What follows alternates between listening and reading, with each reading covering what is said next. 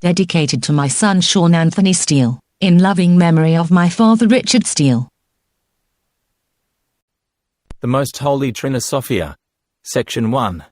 It is in the retreat of criminals in the dungeons of the Inquisition that your friend writes these lines, which are to serve for your instruction. At the thought of the inestimable advantages which this document of friendship will procure for you, the horrors of a long and little deserved captivity seem to be mitigated. It gives me pleasure to think that while surrounded by guards and encumbered by chains, a slave may still be able to raise his friend above the mighty, the monarchs who rule this place of exile. My dear Philochatus, you're about to penetrate into the sanctuary of the sublime sciences. My hand is about to raise for you the impenetrable veil which hides from the eyes of common men the tabernacle, the sanctuary wherein the Eternal has lodged the secrets of nature, kept for a few that are privileged, the few elect whom his omnipotence created that they may see, and seeing, may soar after him in the vast expanse of his glory and deflect upon mankind one of the rays that shine round about his golden throne. If your friend's example proves a salutary lesson for you, I shall bless the long years of tribulation which the wicked have made me suffer. Two stumbling blocks equally dangerous will constantly present themselves to you. One of them would outrage the sacred rights of every individual. It is misuse of the power which God will have entrusted to you. The other, which would bring ruin upon you, is indiscretion. Both are born of the same mother, both owe their existence to pride. Human frailty nourishes them, they are blind, their mother leads them. With her ray these two monsters carry their foul breath even into the hearts of the Lord's elect. Well unto him who misuses the gifts of heaven in order to serve his passions. The almighty hand that made the elements subject to him, would break him like a fragile reed. An eternity of torments could hardly expiate his crime. The infernal spirits would smile with contempt at the tears of the one whose menacing voice had so often made them tremble in the bosom of their fiery depths. It is not for you, Philochatus, that I sketch this dreadful picture. The friend of humanity will never become its persecutor. The precipice, my son, which I fear for you, is indiscretion, the imperious craving to inspire astonishment and admiration. God leaves to men the task of punishing the imprudent minister who permits the eye of the profane to look into the mysterious sanctuary. O Philochatus, may my sorrows be ever present in your mind. I, too, have known happiness, was showered with the blessings of heaven and surrounded by powers such as the human mind cannot conceive. Commanding the genii that guide the world, happy in the happiness that I created, I enjoyed within the bosom of an adored family the felicity which the Eternal accords to his beloved children. One moment destroyed everything. I spoke, and it all vanished like a cloud. O my son, follow not in my steps. Let no vain desire to shine before men bring you, too, to disaster. Think of me, your friend, writing to you from this dungeon, my body broken by torture. Remember, Philochatus, that the hand which traces these characters bears the marks of the chains which weigh it down. God has punished me, but what have I done to the cruel men that persecute me? What right have they to interrogate the minister of the Eternal? They ask me what are the proofs of my mission. My witnesses are prodigies, and my virtues are my defenders, a clean life, a pure heart. But what am I saying? Have I still the right to complain? I spoke, and the Lord delivered me, deprived of strength and power, to the furies of greedy fanaticism. The arm which once could overthrow an army can today hardly lift the chains that weigh it down. I wonder. I should give thanks to eternal justice. The avenging God has pardoned his repentant child. An aerial spirit has entered through the walls which separate me from the world. He has shown himself to me resplendent with light and has determined the duration of my captivity. Within 2 years my sufferings will end. My torturers upon entering my cell will find it empty and, soon purified by the 4 elements, pure as the genius of fire, I shall resume the glorious station to which divine goodness has raised me. But how distant as yet is this time? How long 2 years seem to one who spends them in suffering and humiliation? Not content with making me undergo the most horrible agony, my oppressors, to torture me further have devised still surer, still more revolting means. They have brought infamy on my head, have made my name a thing of disgrace. The children of men recoil in terror when by chance they approach the walls of my prison. They feel as some deadly vapor escape through the narrow slit that reluctantly admits a ray of light to my cell. That, O Philochatus, is the cruelest of all blows that they could bear down upon me. I know not whether I shall be able to get this document into your hands. I judge the difficulty I shall have in contriving for it a way out of this place of torture by those I have had in order to write it. Deprived of all help, I myself have composed the agents I needed. The flame of my lamp, some coins, and a few chemical substances overlooked by the scrutinizing eyes of my tormentors have yielded the colors which adorn this fruit of a prisoner's leisure. Profit by the instructions of your unhappy friend. They are so clear that danger exists for them to fall into hands other than yours. Remember only that all of it is to serve you in obscure line. An omitted character would prevent your lifting the veil which the hand of the Creator has placed over the Sphinx. Adieu, Philochatus. Do not mourn me. The clemency of the Eternal equals his justice. At the first mysterious assembly you will see your friend again. I salute you in the name of God. Soon I shall give the kiss of peace to my brother. Section 2. It was night. The moon, veiled by dark clouds, cast but an uncertain light on the crags of lava that hemmed in the Solfatara. My head covered with the linen veil, holding in my hands the golden bow, I advanced without fear toward the spot where I had been ordered to pass the night. I was groping over hot sand which I felt give way under my every step. The clouds gathered overhead. Lightning flashed through the night and gave to the flames of the volcano a blood-like appearance. At last I arrived and found an iron altar where I placed the mysterious bow. I pronounced the formidable words instantly. The earth trembles under my feet. Thunder peals. Vesuvius roars in answer to the repeated strokes. Its fires join the fires of lightning. The choirs of the genii rise into the air and make the echoes repeat the praises of the Creator. The hallowed bow which I had placed on the triangular altar suddenly is ablaze. A thick smoke envelops me. I cease to see. Wrapped in darkness, I seem to descend into an abyss. I know not how long I remained in that situation.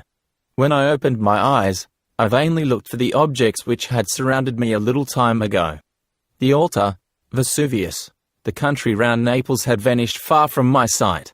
I was in a vast cavern, alone, far away from the whole world. Nearby me lay a long, white robe. Its loosely woven tissue seemed to me to be of linen. On a granite boulder stood a copper lamp upon a black table covered with Greek words indicating the way I was to follow. I took the lamp, and after having put on the robe I entered a narrow passage the walls of which were covered with black marble. It was 3 miles long and my steps resounded fearfully under its silent vault. At last I found a door that opened on a flight of steps which I descended. After having walked a long time I seemed to see a wandering light before me. I hid my lamp and fixed my eyes on the object which I beheld. It dissipated, vanishing like a shadow. Without reproach of the past, without fear of the future, I went on. The way became increasingly difficult, always confined within galleries composed of black stone blocks. I did not dare to guess at the length of my underground travel. At last, after a long march I came to a square chamber. A door in the middle of each of its 4 sides opened. They were of different colors, and each door was placed at one of the 4 cardinal points. I entered through the north door which was black, the opposite one was red, the door to the east was blue and the one facing it was of dazzling white. In the middle of this chamber was a square mass. On its center shone a crystal star. On the north side was a painting representing a woman naked to the waist. A black drapery fell over her knees and 2 silver bands adorned her garment. In her hand was a rod which she placed against the forehead of a man facing her across a table which stood on a single support and bore a cup and a lad's head. A sudden flame rose from the ground and seemed to turn toward the man. An inscription explained this picture. Another indicated the means I was to employ in order to leave this chamber. After having contemplated the picture and the star I was about to pass through the red door when, turning on its hinges with terrific noise, it closed before me. I made the same attempt with the door of sky blue color. It did not close, but a sudden noise induced me to turn my head. I saw the star flicker, rise from its place, revolve, then dart rapidly through the opening of the white door. I followed it at once. Section 3. A strong wind arose and I had difficulty in keeping my lamp alight.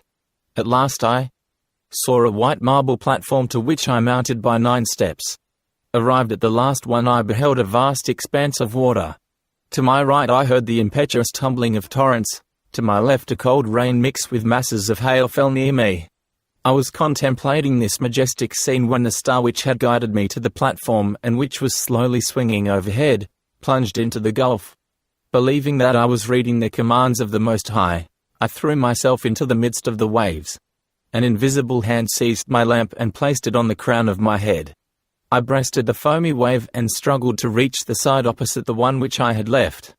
At last I saw on the horizon a feeble gleam and hastened forward. Perspiration streamed down my face and I exhausted myself in vain efforts. The shore which I could scarcely discern seemed to recede to the degree one advanced. My strength was ebbing. I feared not to die, but to die without illumination.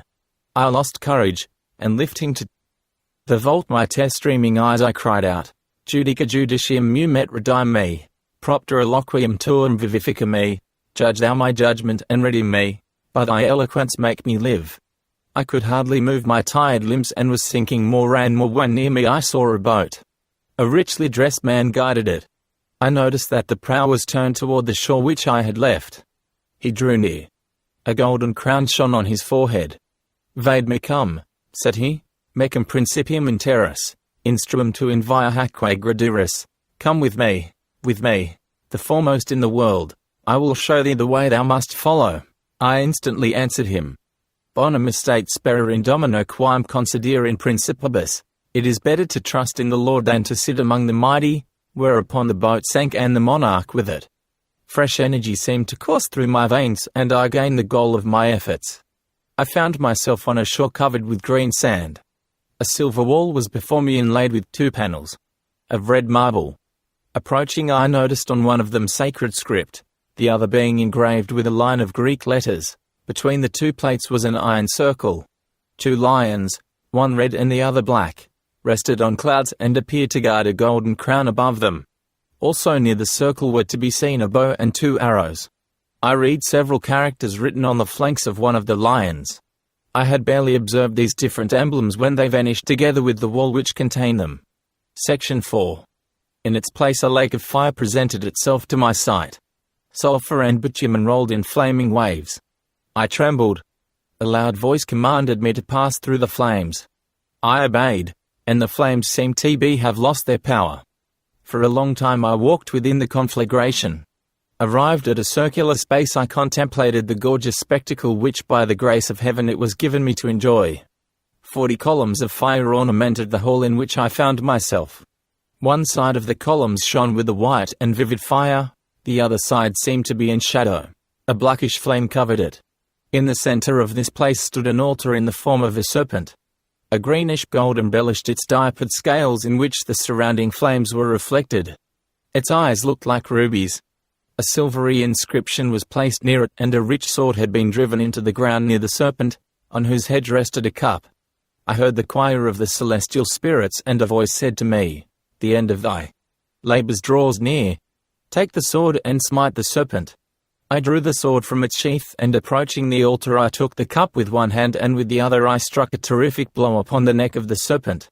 The sword rebounded and the blow re-echoed as if I had struck on a brass bell. No sooner had I obeyed the voice than the altar disappeared and the columns vanished in boundless space. The sound which I had heard when striking the altar repeated itself as if 1,000 blows had been struck at the same time. A hand seized me by the hair and lifted me toward the vault which opened to let me through. Shadowy phantoms appeared before me.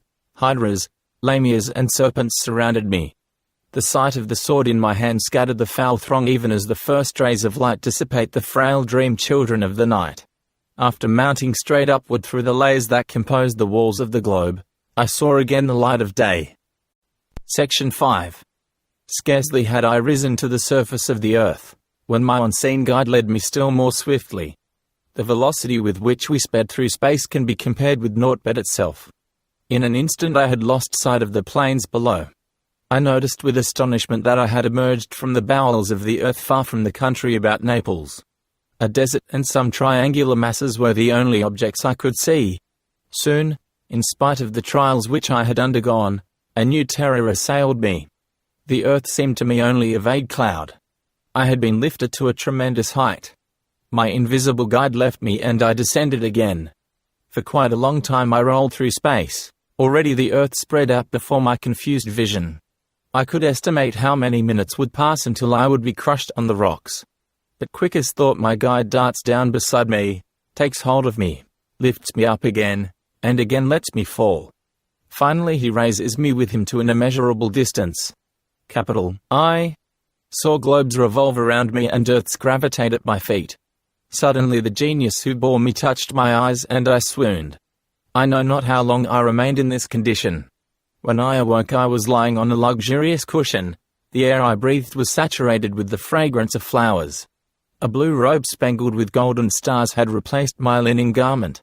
A yellow altar stood opposite me from which a pure flame ascended, having no other substance for its alimentation than the altar itself. Letters in black were engraved at the base of the altar. A lighted torch stood beside it, shining like the sun. Hovering above it was a bird with black feet, silvery body, a red head, black wings and a golden neck. It was in constant motion without however using its wings. It could only fly when in the midst of the flames. In its beak was a green branch. Its name is. The name of the altar is. Altar, bird and torch are the symbol of all things. Nothing can be done without them. They themselves are all that is good and great. The name of the torch is. 4 inscriptions surrounded these different emblems. Section 6. I turned aside and noticed an immense palace, the base of which rested on clouds. Its mass was composed of marble and its form was triangular. 4 tiers of columns were raised one above the other. A golden ball topped the edifice. The first tier of columns was white, the second black, the third green and the last one a brilliant red. I intended, after having admired this work of immortal artists, to return to the place of the altar, the bird and the torch.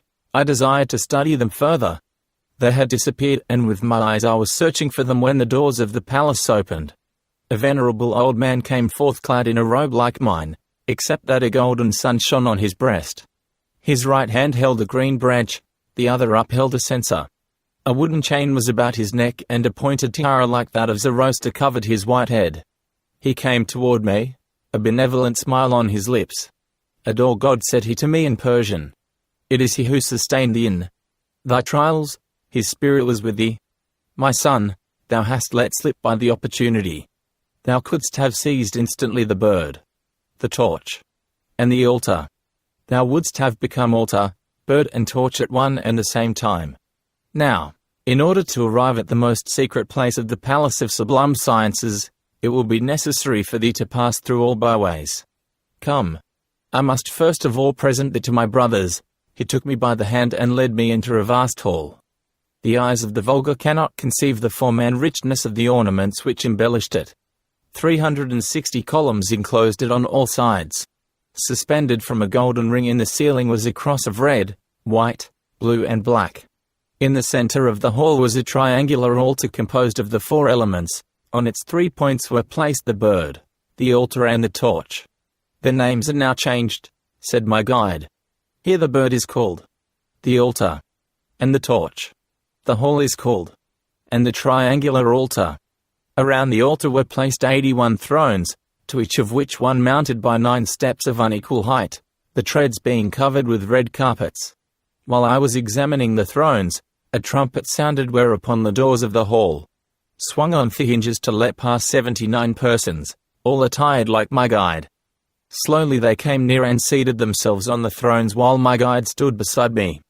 An old man, distinguished from his brothers by a purple mantle the hem of which was covered with embroidered characters, arose, and my guide, addressing them in the sacred tongue, said, "Behold one of our children whom it is the will of God to make as great as his fathers. May the will of the Lord be done," responded the old man, and turning to me he added, "My son, the time of thy physical trials is now ended. There remain long journeys for thee to undertake.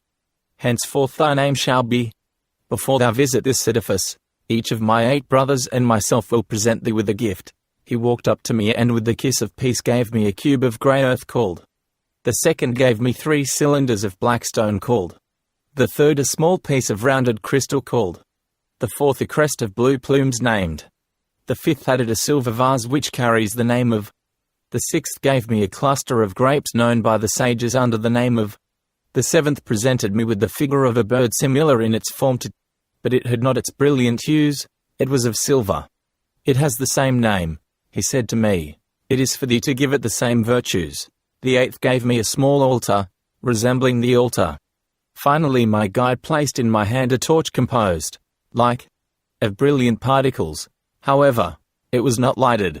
It is for thee, he added, like those that have preceded it, to give it the same virtues. Reflect on these gifts then, said the chief sage. They all lead equally to perfection, but none of them is perfect in itself. It is from their admixture that the divine product must come. Know also that all of them are null if thou employ them not in the order in which thou hast received them. The second, which serves for the use of the first, remains merely crude matter without warmth and without usefulness unless in its turn it is aided by that which comes after it. Guard carefully the gifts thou hast received and set out upon thy journeys after thou hast drunk from the cup of life. Hereupon he handed me in a crystal cup a shining liquor of saffron hue. Its taste was delicious and it emitted an exquisite aroma. I was about to hand the cup back to him after moistening my lips in the liquor, when the old man said, "Drink it all. It will be my only nourishment during thy journeys." I obeyed and felt a divine fire course through all the fibers of my body. I was stronger, braver, even my intellectual powers seemed doubled. I hastened to give the greeting of the wise men to the august assembly I was about to leave, and at my guide's command I entered a long gallery on my right hand. Section 7. At the entrance of this gallery stood an oval steel vessel which upon my approach filled with crystal clear water, purified by fine white sand. The vessel rested on 3 brass feet. A black panel had engraved on it several characters on the side facing the door. Near the vessel was a linen veil, and above the vessel 2 green marble columns supported a round marble plaque. One saw there, surrounded by 2 inscriptions, the figure of the sacred seal formed of a cross in 4 colors, attached to a golden crosspiece which upheld 2 other concentric circles, the larger one being black, the other red. To one of the columns was attached a silver axe with a blue handle. It is called. After reading the inscriptions I went up to the vessel and washed, first my hands, but finished by plunging in bodily. I stayed there 3 days, and on coming out of the water I saw that it had lost its transparency. Its sand had become greyish and rust-coloured particles stirred in the fluid. I tried to dry myself with the linen veil, but fresh drops of water kept taking the place of those the linen absorbed. I gave up trying to dry myself with the veil and, keeping in the shade, I remained there motionless for 6 whole days. At the end of this time the source of these waters was exhausted. I found that I was dry and lighter, though my strength seemed to be increased. After walking about for a little while I returned to the vessel. The water which had been in it was gone. In its place was a reddish liquid. The sand was grey and metallic. I again bathed in it, being careful however to remain there only a few moments. When stepping out of it I noticed that I had absorbed part of the liquid. This time I did not try to dry myself with the cloth, for the liquor with which I was saturated was so strong and corrosive that it would have instantly destroyed the fabric. I found myself at the other end of the gallery, stretched out on a bed of warm sand, where I spent 7 days. After this time I returned to the vessel. The water was as it had first appeared. Once more I plunged into it, and after having washed myself carefully, came out. This time I had no difficulty in drying myself. Finally, after having purified myself according to the instructions I had received, I prepared to leave this gallery in which I had spent 16 days. Section 8. I left the gallery by a low and narrow door and entered a circular apartment, the panelling of which was made of ash and sandalwood. At the further end of the apartment, on a pedestal composed of the trunk of a vine, lay a mass of white and shining salt. Above was a picture showing a crowned white lion and a cluster of grapes. Both rested on a salver sustained in the air by the smoke of a lighted brazier. To my right and left 2 doors opened, one giving unto an arid plain. A dry and scorching wind blew over it continually. The other door opened on a lake, at the extreme end of which a black marble facade could be seen. I approached the altar and took into my hands some of the white and shining salt which the sages call, and rubbed my entire body with it. I impregnated myself with it, and after having read the hieroglyphics accompanying the picture I prepared to leave this hall. My first intention was to leave by the door opening upon the plain, but there issued therefrom a hot vapour and I preferred the opposite path. I had the freedom of choice with the condition, however, not to leave the one once chosen. I decided to cross the lake. Its waters were somber and sleeping. At a certain distance I clearly noticed a bridge called. To reach it I would have been obliged to follow the windings of a shore covered with rocks, and I preferred to cross the lake. I entered the water, which was as thick as cement. I noticed that it was useless for me to swim since my feet touched bottom everywhere. I walked in the lake for 13 days. At last I came to the other shore. Section 9. The earth was as dark as the water through which I had come. A hardly perceptible slope led me to the base of the building which I had seen from afar. On its long square front several characters were engraved like those used by the priests of ancient Persia. The entire building was made of rough black basalt. The doors, of cypress wood, opened to let me pass. A warm, moist wind arose suddenly and pushed me rapidly to the middle of the chamber, at the same time closing the doors upon me. I was in darkness, but gradually my eyes grew accustomed to the meagre light which reigned in this enclosure, and I was able to discern the surrounding objects. The vaulting, the walls and the floor of the chamber were as black as ebony. 2 mural paintings arrested my attention. One represented a horse such as the poets describe as having caused the downfall of Troy. From its gaping flanks a human corpse protruded. The other image showed a man long dead. Vile insects bred by putrefaction swarmed over his face and devoured the substance which had given them birth. One of the arms of the dead man, stripped of its flesh, already showed the bones. A man, dressed in red, standing by the corpse, endeavored to lift it. A star shone on his forehead. His legs were enclosed in black buskins. Above, between and below the picture were 3 black panels bearing silver characters. I read them and then occupied the time by making the rounds of the hall where I was to spend 9 days. In a dark corner I found a pile of black earth which was fat and saturated with animal particles. I was about to take some of it when a thundering voice, like the sound of a trumpet, forbade me to do so, saying, "This earth has lain in this hall only 87 years, when 13 more years have elapsed. Thou and the other children of God may use it." The voice fell silent, but its last ringing sounds continued to vibrate a long time in that temple of silence and death. After remaining in it the time prescribed, I departed by the door opposite to the one through which I had entered. I again saw the light, but it was not so strong around the black hall as to tire my eyes habituated to darkness. I saw with surprise that in order to reach the other buildings I should have to cross a wider lake than the first one. For 18 days I walked in the water. I recalled that when crossing the first lake its waters became darker and thicker as I advanced. The waters of this lake, on the contrary, became ever clearer the closer I approached the shore. My robe, which had in the palace become as black as the walls, seemed to me to be of a greyish hue. Gradually it resumed its colours. However, it did not become entirely blue but was nearer to a beautiful green. After 18 days I ascended the embankment by means of a white marble platform. The name of the hall is the First Lake. The Second. Section 10. At some distance from the shore a sumptuous palace raised aloft its alabaster columns. Its different parts were joined by porticos of flame colour. The entire edifice was of light and airy architecture. As I approached the portals, I saw that the front was decorated with the figure of a butterfly. The doors stood open. I entered. The entire palace consisted of a single hall surrounded by a triple colonnade, each rank composed of 27 alabaster columns. In the middle of the building stood the figure of a man issuing from a tomb. His hand, holding up a lance, struck the stone which previously confined him.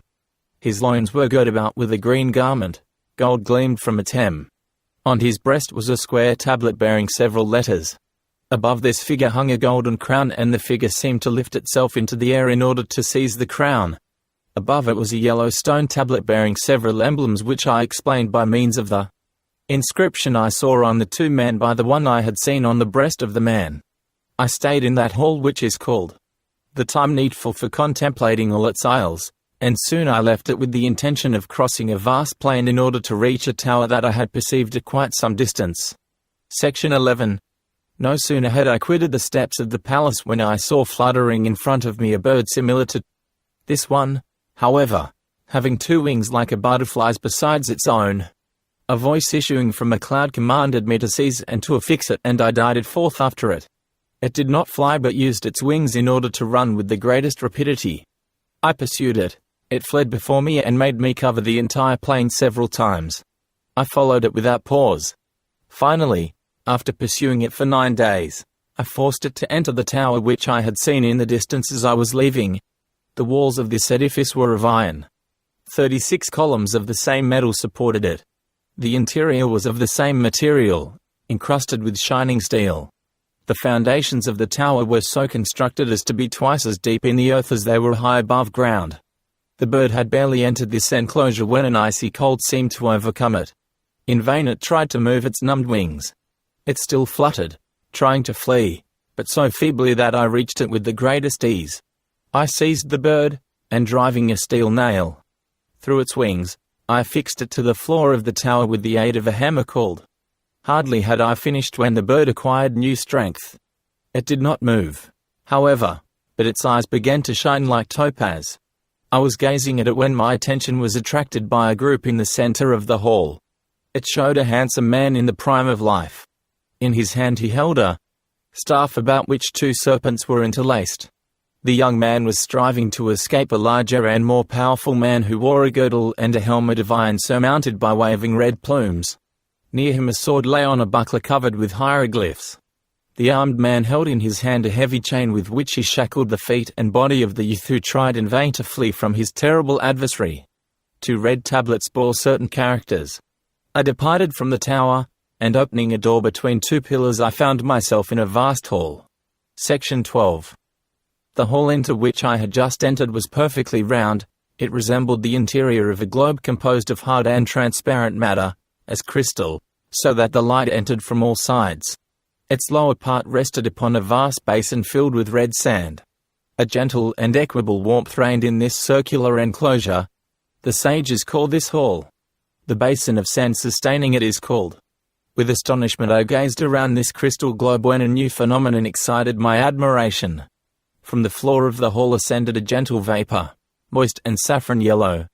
It enveloped me, raised me gently, and within 36 days bore me up to the upper part of the globe.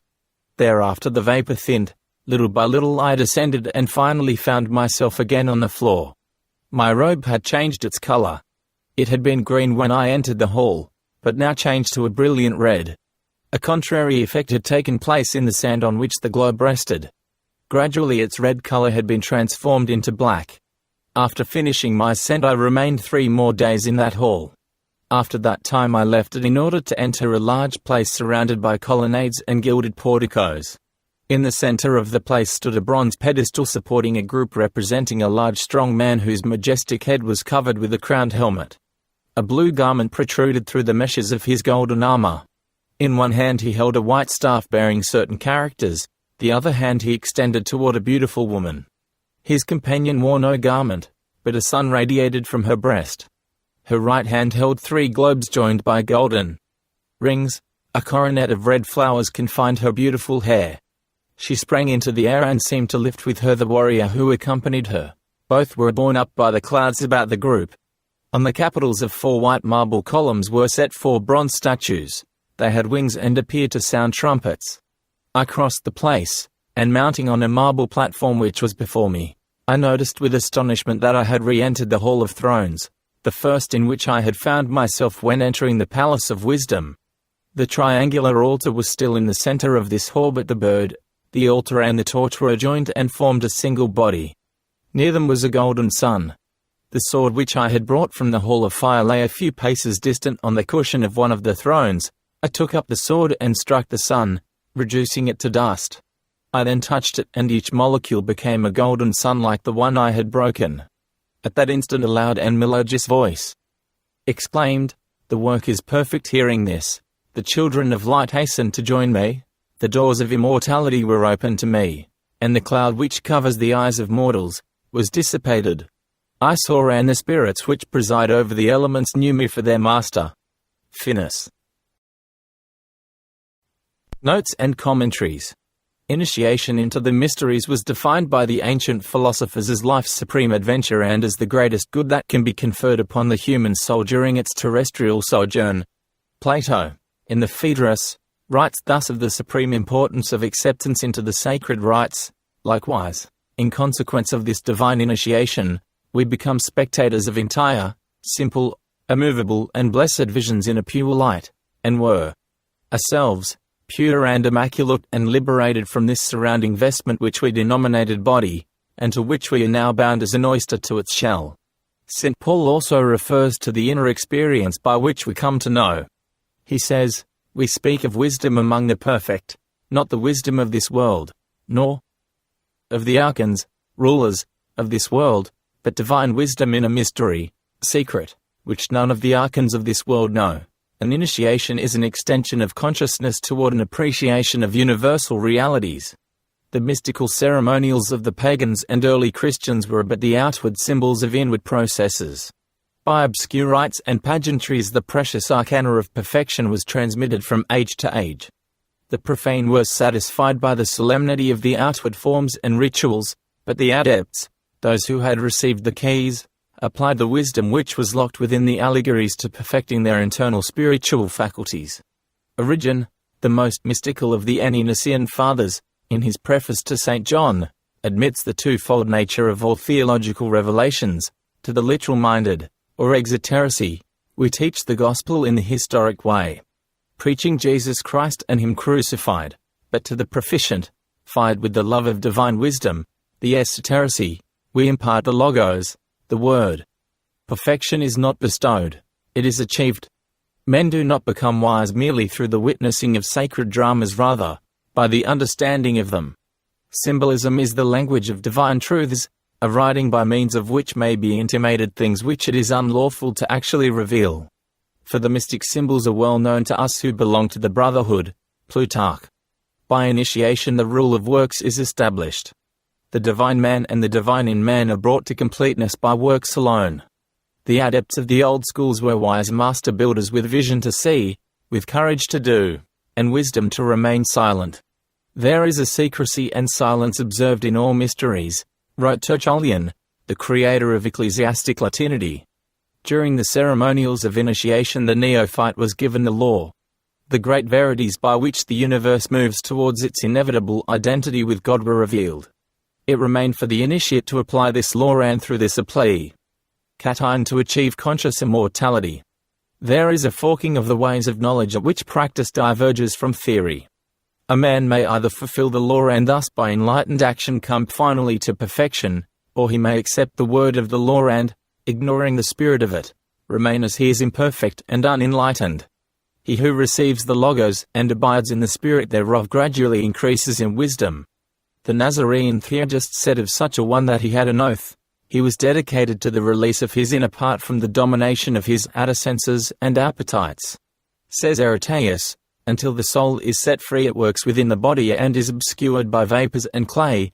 By vapors is arcanely signified the appetites and excesses of the emotions which are as substanceless as a mist. And by the clay is meant the unresponsiveness of the corporeal form. To increase in wisdom is to increase in enlightenment, for by enlightenment is inferred the illumining of the inner recesses of the reason by the light of the Logos, the spiritual sun. This development of the ability to know by philosophic discipline is accompanied by extensions of realization and appreciation. These extensions are the true growth of the soul which increases towards inclusiveness. Hence, in the sacred writings, this expansion of the soul's sphere of action is called initiation. By initiation the indwelling divinity verges towards its own cause, the eternal good. The chambers of initiation are the many mansions through which the indwelling divinity must pass is through the tortuous windings of the Cretan labyrinth. Along its course are many doors, through each of which it is ushered into a larger and more luminous area of function and action. With each increase of our ability to appreciate the magnitudes of the divine plan, we are said to be reborn. Rebirth is the passing out from an old condition into a new state, from an old limitation to a new extension. As we grow in knowledge, a universe seems to enlarge with us, taking on the measure of our new constitution. Wisdom releases. The academies of the old mysteries invited the wisest and best of humanity to depart from the mortal shadow of worldliness and devote itself to those labors which are truly eternal. The perfection of self is the great work, the beginning and end of wisdom, The perfected self is the perfect offering and the consummation of the great work. He who is perfect is of the greatest use to others, the greatest good to himself and the most acceptable offering to the Most High. With the collapse of the old pagan world and the corruption of the early Christian church, the mysteries ceased as great institutions. Their doctrines were lost, their priestcrafts were scattered, and their temples fell to ruin. New theories, for the most part superficial and insufficient, took the place of the earlier wisdom, and education, divorced from its spiritual part, laid the foundation for our present chaos. But the wise remained true to the ancient rites. Those who had received the arcana did not, forget. They gathered in secret, taught in secret, and worshipped in secret. The temple fire burned in the hearts of its initiates. The outer forms crumbled away, but the inner spirit, strengthened by its participation in an everlasting truth, was immortal. Out of the darkness of a degenerate civilization, across the desert of sterile centuries, and finally through the Red Sea of the Inquisition, the mystics of the ancient wisdom carried triumphantly the Ark of their covenant. The so-called Middle Ages were an era of fantastic symbolism. The Hermetists devised composite monsters borrowed from the gods of Egypt. The Kabbalists illuminated vellum with curious figures, seals, pentacles, and grotesque signatures of demons. The alchemists filled huge volumes with weird formulas telling of the mystic properties of toads and dragons. Blood. In the dark field of medieval superstition there also grew and blossomed the mystic rose, to be finally choked out by the weeds of bigotry. These were strange centuries when false faith had put wisdom to hazard. Yet who dares to deny that the mystical traditions endured, and, clothed in the terms of Egyptian myths and chemistry, were still available to such as had eyes to perceive the torch and truth? Against the background of dogmatic ignorance and purposeless pedantry stands out sharply and clearly the luminous personality of the Comte de Germain. Master of the old wisdom, wise in forgotten truths, proficient in all the curious arts of antiquity, learned beyond any other man of the modern world. The mysterious Comte personified in his own incredible achievements the metaphysical traditions of 50 centuries. 1,000 times the questions have been asked, where did Germain secure his astonishing knowledge of natural law? How did he perpetuate himself from century to century, defying the natural corruption which brings prince, priest, and pauper alike to a common end? Germain was the mouthpiece and representative of the brotherhood of philosophers which had descended in an unbroken line from the hierophants of Greece and Egypt. He had received the Logos. By his wisdom he confounded the elders. The life of this one man puts to naught the scholastic smugness of 2,000 years.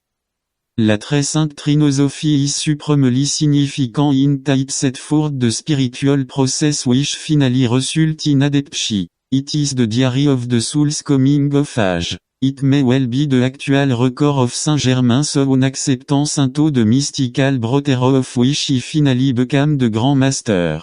A the purpose of the manuscript was the instruction of disciples already familiar with the secret terminology, the whole account is set forth symbolically in fragments of ritual and allegory derived from the ceremonial. Of the classical era. Though the first reading may serve only to perplex, a deep and careful analysis of the text will gradually enlighten. Each will discover in the writing that which he himself knows.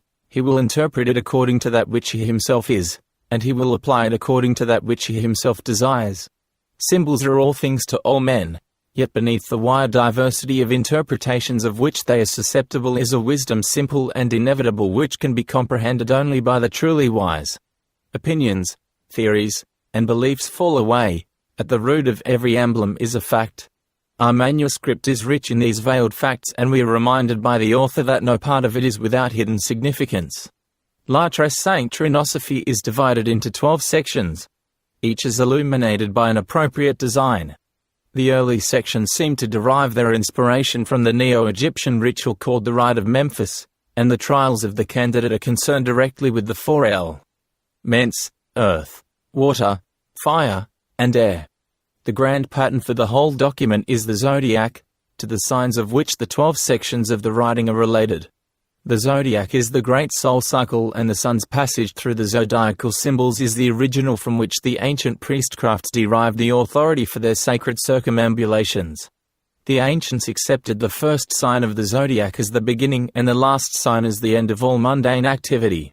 Similarly, Aries typified the beginning of regeneration or the entrance of the soul into light at the vernal equinox of the philosophic cycle, while Pisces signified the completion of the sacred pilgrimage and the accomplishment of the magnum opus. Germain chiefly employs alchemical symbols in this book of the threefold wisdom. This in no way infers that he is actually writing of chemical processes, for, as most of the great alchemists have agreed, the manufacturing of material gold is the least part of their science. That Germain's meaning may be clear and the correlations between the zodiacal signs and the alchemical processes become evident. The following table will prove useful. Aries. Calcination.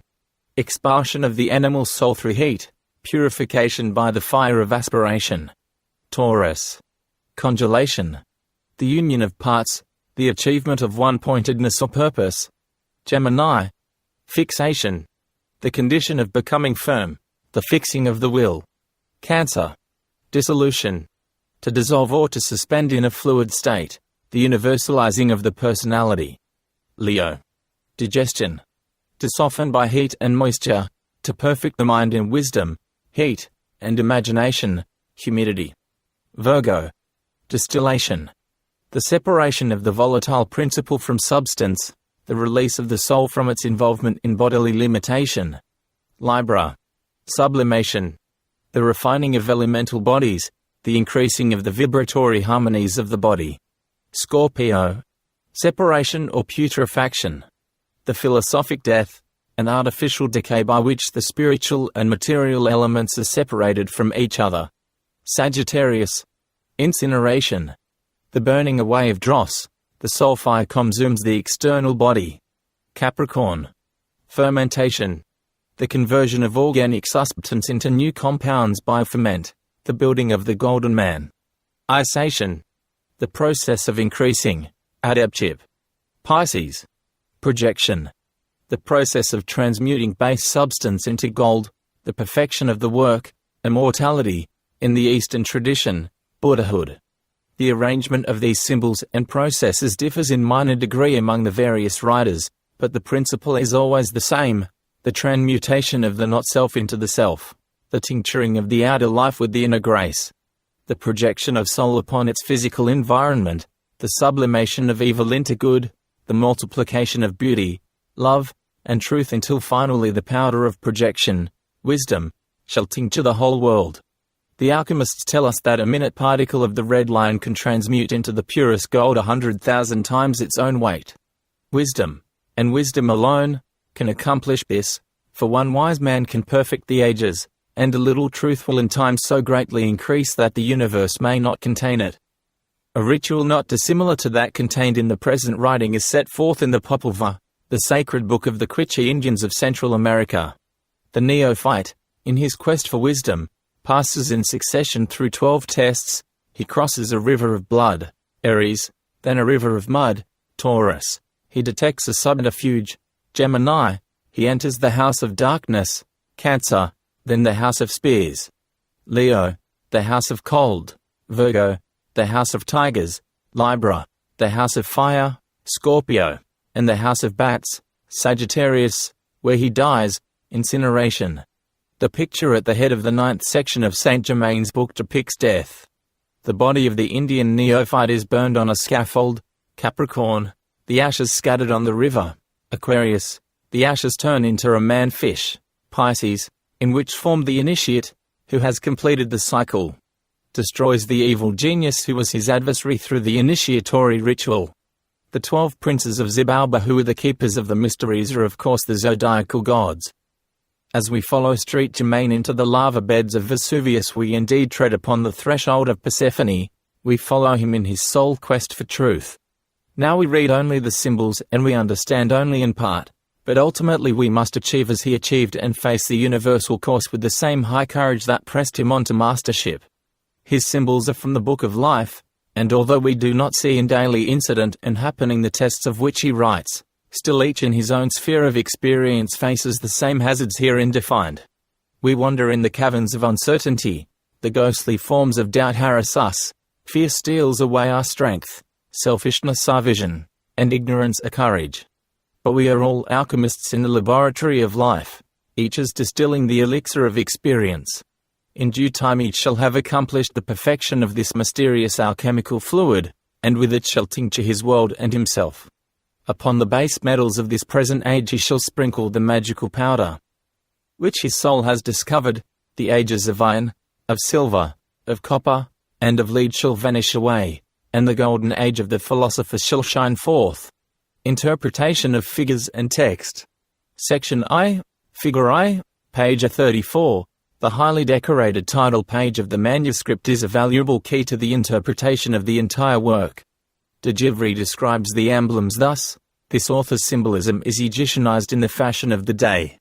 On the title page of the work we find the bird of Hermes, a tree with golden fruit, and a vase in which the work is achieved, the primitive material under the form of a ball embraced by two wings, and a luminous triangle containing the divine name.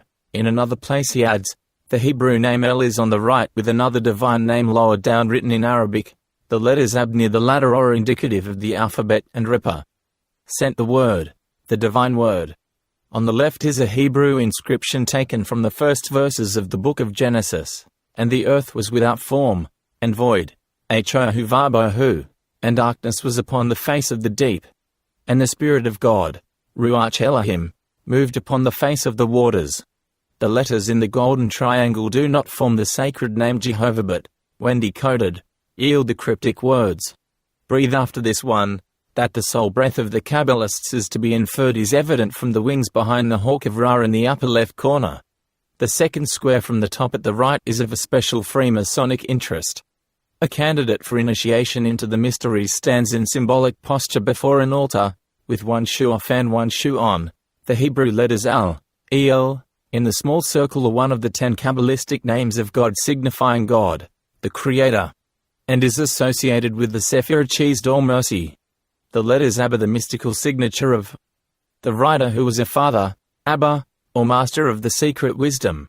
The letters are also an abbreviation for an alchemical process.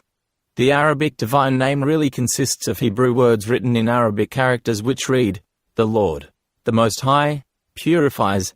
The Hebrew inscription in the lower left corner, while unquestionably the second verse of the first chapter of Genesis, does not read as in the authorized version. Characters have been changed and the sense altered to read in substance, and the earth shall be a desolate waste. There shall be lamenting, and hate and consternation shall be upon the face. And the breath of Elohim, because of the presence of the Spirit, shall destroy those that have departed from God. Analysis of the text. In the opening chapter of his manuscript, Germain ingeniously depicts the relapsed state of the human soul. The dungeon of the Inquisition is the sphere of man's animal consciousness. The physical world, dominated by inquisitional impulses, constitutes the soul's torture chamber and house of testing. To the sage the material universe is the antechamber where gather those who are awaiting acceptance into the sacred rites. When the Comte speaks of this place of exile and the monarchs who rule over it, he refers to the illusionary universe and the princes of this world. Here is the Prometheus myth, the Titan bound to Caucasus for indiscretion, and Lucifer chained in the bottomless pit for pride. Throughout the early pages is traceable the allegory of the prodigal son. First is depicted humanity's heroic state during the Golden Age before sin and death came into the world. Germain describes himself as showered with the blessings of heaven and surrounded by powers such as the human mind cannot conceive. The Comte then writes that one moment destroyed everything. The mystery of the fall of man has never been revealed to the profane. The great cyclic law which swept the hosts of fiery sparks into the abyss is known only to the elect. In the darkness of chaos the rebel spirits established their world. They built the cosmos and were locked within each of the material elements which they had willed into being. When the lower earth had been completed, the Great Father desired to draw back into himself his prodigal creation. To accomplish this he caused to issue from his own being his word, the Sodar or Messiah. Descending from the abode of light this heavenly archon diminished its splendor, and investing its glory in the dark robes of earth, took upon itself the cross of the cycles. To the Gnostics, the physical universe was compounded of the dregs of spirit. It was the abortion of space. Material existence was nature's punishment for the rebellion of the angels.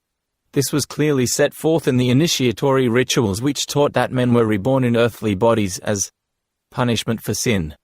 Those who perfected themselves were born no more, but, like Buddha at the Great Release, passed on to the nirvana of the wise, a birthless, deathless state. From the dungeons of materiality the sages released themselves through the practice of their esoteric rites. Perfected in wisdom, these initiates broke through the adamantine wall of the mortal sphere and emerged into the light of God. The alchemical interpretation relates to the elementary spirits locked within the physical forms of the elements. It should be noted that in his procedure through the initiatory trials, Germain identifies himself with the substance from which the philosopher's stone is to be formed. He is the alchemical matter itself passing through 12 cycles of refinement. It thus becomes evident that the alchemists recognized that their great work consisted of the transmutation of themselves. The earth, the dungeon, is filled with the seed souls of precious metals. Here they are locked awaiting art and wisdom. As gold exists within every grain of sand but is incapable of manifesting itself unless stimulated by alchemical processes, so the seeds of truth, beauty, and knowledge exist within the dark earth of man's animal organism. The growth and perfection of these precious virtues is stimulated by discipline, and in the fullness of time all base impulses and purpose is transmuted into the gold of soul power. Section 2. Figure 2, page 40, in his notes on the Trinosophia, de Givry concerns himself solely with the alchemical import of the symbolism of this figure.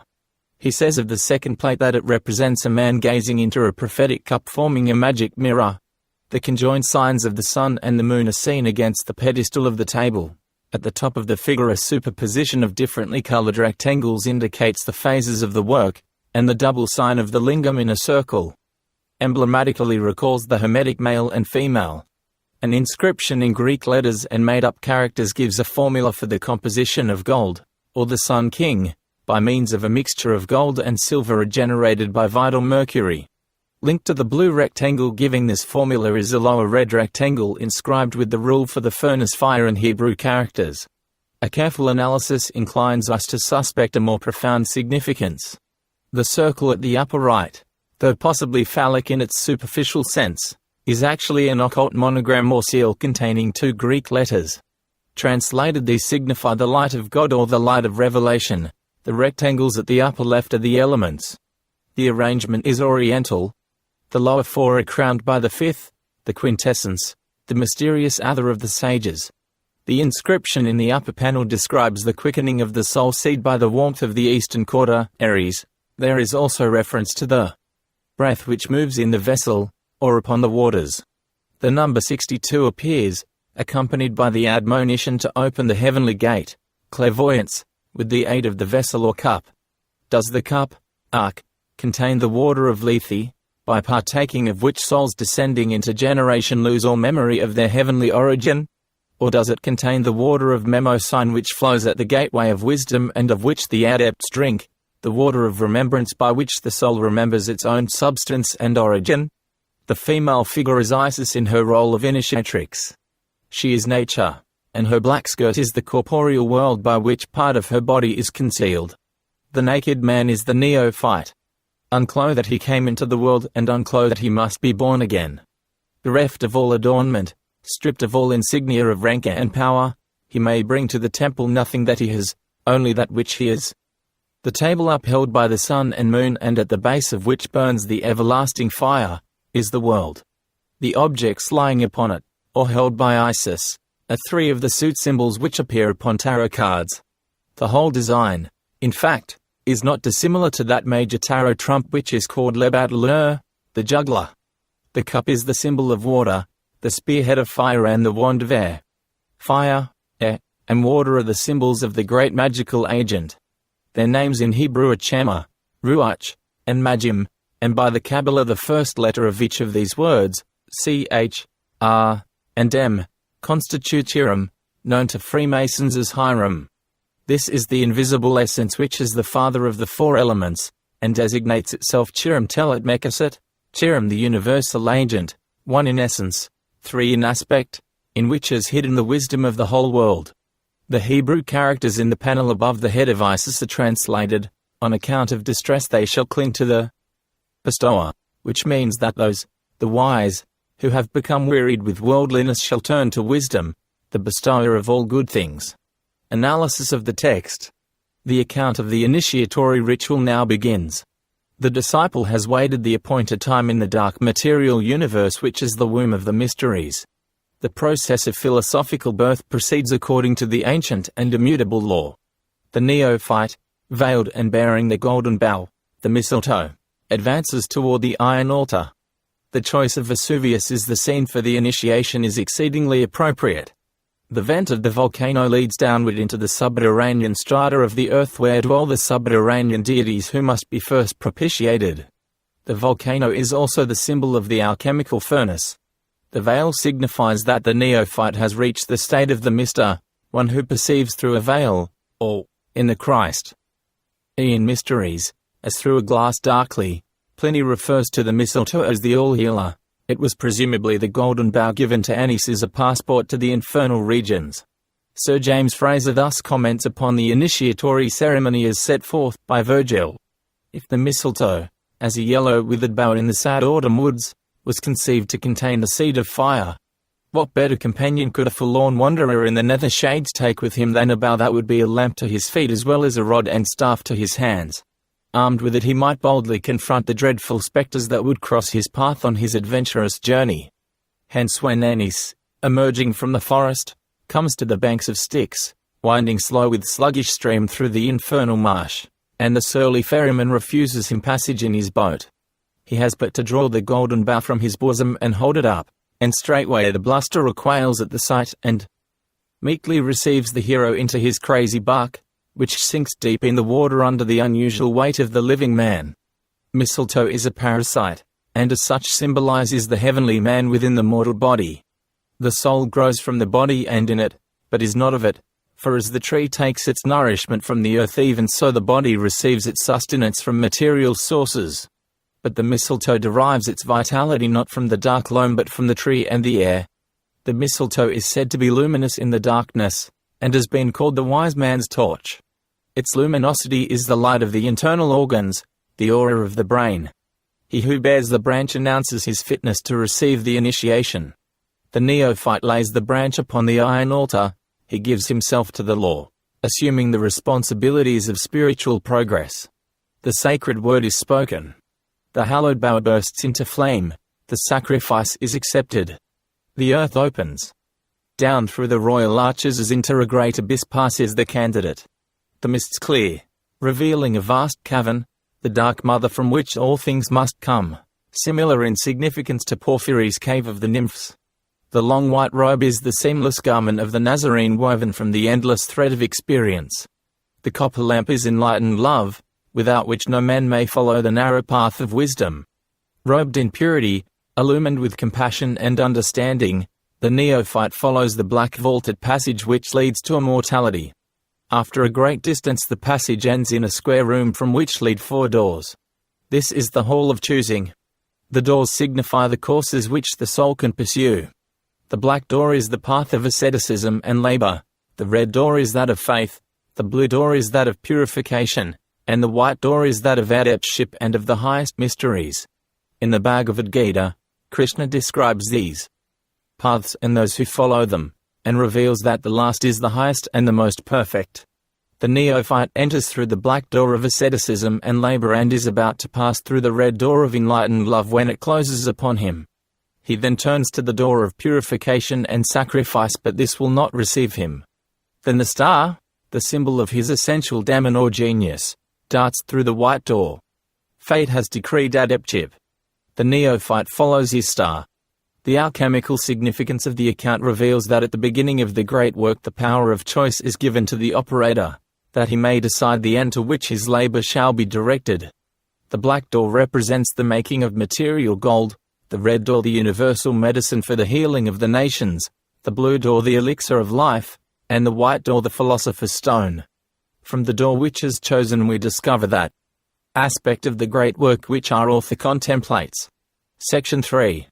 Figure 3, page 44, 2 lions, one red and the other black, guard the crown. The crown is Kether, the fountain of wisdom. The king of beasts symbolizes nobility and rulership. In ancient times, figures of lions adorned the thrones of princes. These animals were also guardians of gates, and in Egypt the Sphinx, the man-headed lioness, guarded the entrance to the House of the Mysteries. The inscription upon the flank of the lion is inverted. An inverted symbol signifies a perverted power. Thus, nobility becomes tyranny and greatness leads to despotism. In the introduction to his writing, Germain warns his disciples of two adversaries which the neophyte must overcome. One he terms the misuse of power and the other indiscretion. The black lion represents tyranny and the red lion, lust. Those who would accomplish wisdom must overcome these animals if they would reach the crown which lies beyond. The black lion is the temptation of power, the impulse to build temporal empire in a spiritual universe. The red lion is the temptation to possess. Its ministers in the human body are the sense perceptions which would deflect the aspiring candidate from his holy course and lead him into the fantastic sphere of appetite and desire. There can be no compromise with these monsters of perversion. With the vision there appears suspended the strung bow of the wool and two lance-pointed arrows. Quickly must the bow be drawn and to the heart of each beast a shaft be driven. Kill out desire, decrees the Eastern master. Slay ambition, wrote the Western sage. The clouds upon which the lions stand signify the unsubstantiality of the world's pomp and circumstance, while in the clear sky above, the golden crown floats unsupported. Wisdom is a sufficient foundation for itself, but all other bodies and conditions depend for their support upon the frail stuff that dreams are made on. The panel above the lines commands that man should bend the knee and worship the all-powerful God who sends forth his love in winged splendor from the first angle of the world, Aries. It also informs that the sixth sign, which is mighty and powerful, is the ending and completion of the ages. Virgo, the sixth sign of the zodiac, is the symbol of service and renunciation by which the lions may be overcome. He who gives up life for wisdom shall receive a fuller life. Beneath the lions is a panel containing Greek characters which mean, each must sprinkle himself with his own wine from the mountain of Chios. He must drink to God before the wood. He must give himself in exchange for that for which he earns. These words are from an old ritual. Wood was the symbol of Dionysius, and it was in honor of this god of the wood and of the vine that the ritual of the communion was first established. To drink of one's own blood or to sprinkle oneself with his own wine is to be immersed in or tinctured by the inner soul power. Fermentation was the presence of Bacchus or the life in the juice of the grape, and the Greeks used the symbol of intoxication, as do the Sufis of Islam, to represent ecstasy. A man in an ecstatic state was described by them as being one intoxicated with God. Analysis of the text. The first initiation is that of earth, represented by the black marble passage, ways in the subterranean regions of the volcano. To pass this test the body must be subdued in all its parts and become a perfect instrument of the enlightened will. The bodily atoms and molecules must be vibrated anew until there is no part of the physical fabric which does not pulsate with spiritually directed energy. The second mystery in the order of the Memphis Rite is that of water, and at the beginning of this section the candidate finds himself standing on the shore of a vast underground lake. This is the sea of ether which separates the two worlds. It is the humidic body of the earth, the sphere of generation. He who would reach the invisible world must cross this sea, that is, become master of the generative powers of nature. Led by the blazing star, the candidate throws himself into the midst of the waves. With his lamp upon the crown of his head, the spirit fire lifted into the pineal gland, he struggles for mastery over the currents of the etheric world. His strength fails, and he cries out to the universal cause for help. A boat appears, in it seated the king of the earth with a golden crown upon his forehead. But the boat is pointed back toward the shore from which the neophyte has come. The crowned man offers the kingdoms of the earth but the disciple of wisdom who has risen above. These things cannot be thus easily tempted.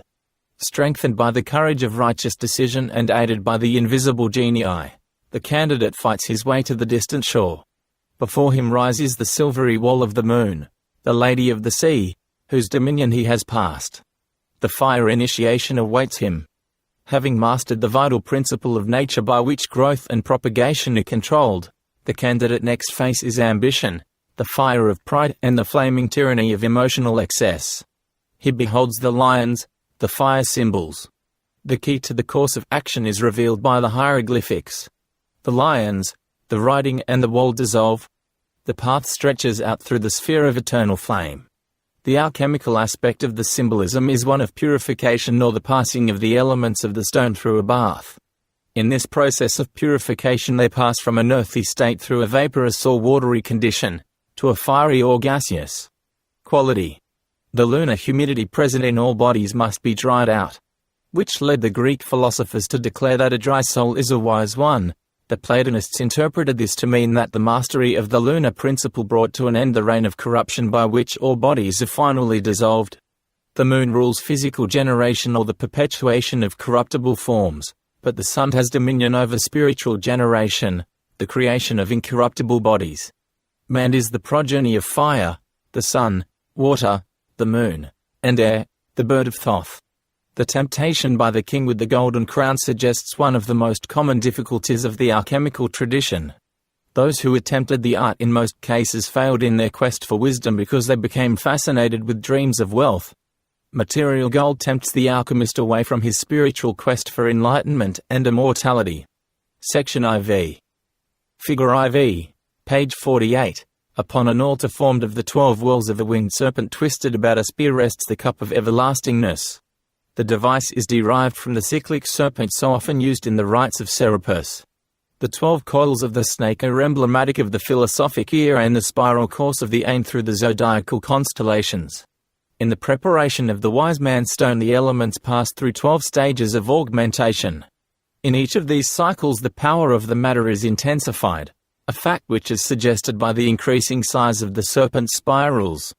The figure is also reminiscent of what the sages termed the philosophic vortex, the natural form of the soul power in the human body. In Isis Unveiled, H.P. Blavatsky writes, before our globe had become egg-shaped or round it was a long trail of cosmic dust or fire mist, moving and writhing like a serpent. This, say the explanations, was the Spirit of God moving on the chaos until its breath had incubated cosmic matter and made it assume the angular shape. In the Chaldean oracles the universal fire is described as moving with a serpentine motion. The present symbol is the universal wisdom moving as a winged serpent upon the surface of the primitive chaos, that is, the unregenerated body of the neophyte. The ritual of the Sabbaths and mysteries included the drawing of a live snake across the breast of the candidate. In the drawing, the serpent is twisted around the backbone, the spear, and forms an appropriate support for the cup of immortality. Beside this strange altar stands the jeweled sword. Faintly traceable upon its sheath are the ancient symbols of the eye, the heart, and the mouth, symbolic of the three persons of the creative triad: life in the heart, light in the eye, breath in the mouth. The life, the light, and the breath are the sources of all things, and from their union in the cruciform symbol the candidate must fashion the weapon for his protection against the elemental darkness. The cycle symbol must be overcome by wisdom. This is the sort of quick decision with which the Oriental neophyte must cut low the snaky branches of the world banyan tree, the emblem of the self-replenishing cycles and the law of rebirth. The serpent is the spiral of evolution. The cup contains the shining nirvanic sea into which the soul is finally merged. The sword is the illumined wool, the same sword which solves the enigma of life's Gordian knot by cutting it with a single stroke. The cryptic words on the upper panel carry out this thought. Translated, they are, reverence this vessel, the ark or cup of everlastingness, offer freely of yourself a portion unto Ia, or Jehovah, and to the corner, or angle, in atonement. This is derived from the symbolism of the Chaldeans, who regarded the universal cause as the lord of the angles. Analysis of the text. The candidate enters upon the place of fire. A great sea of flames, the astral world, stretches out in every direction, bubbling and seething with an infernal fury. The demon orders the candidate to advance. With his mind fixed upon reality, the disciple obeys, only to discover that the fire has lost its heat, and he walks unharmed into the midst of the conflagration. He finds himself in the temple of sidereal fire, in the midst of which is the greenish-gold form of a serpent with ruby eyes and diapered scales. The nature of the fire is clearly revealed, for we are told that one half of it burns with a vivid light, while the other half is shadowed and blackish. Here is the serpent of the astral light, which, according to Eliphas Levi, is twined around every flower that grows in the garden of Karma, or desire. The yogi in his meditation knows well the meaning of the house of fire and the serpent which guards it. Here the candidate discovers the significance of the universal fire spirit which, turned downward, is the root of all evil, but if it be lifted up, draws all men to wisdom. The serpent fire must be overcome. The sword is at hand, and with it the candidate strikes at the brazen coils. Brass is the composite metal symbolic of the body of man, before it is reduced by philosophy to its simple elements.